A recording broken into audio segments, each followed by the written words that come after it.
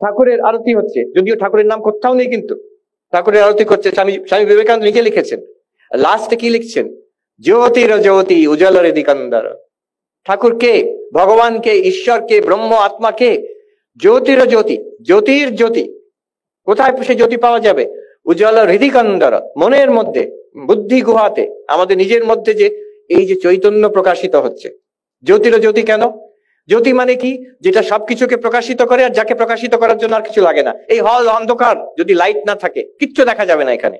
যেই লাইটটা জ্বালিয়ে দেওয়া হলো, সঙ্গে সঙ্গে সবকিছু দেখা গেল, সবকিছুকে ওই লাইট প্রকাশিত করলো। কিন্তু ওই লাইটটাকে প্রকাশ করার জন্য আর দ্বিতীয় লাইট দরকার নেই, সে নিজেই প্রকাশিত।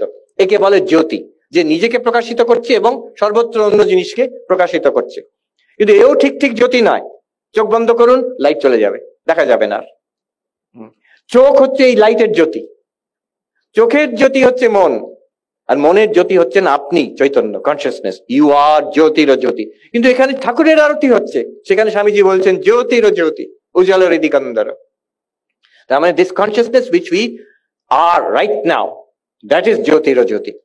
উপনিষদের কথা সেটা।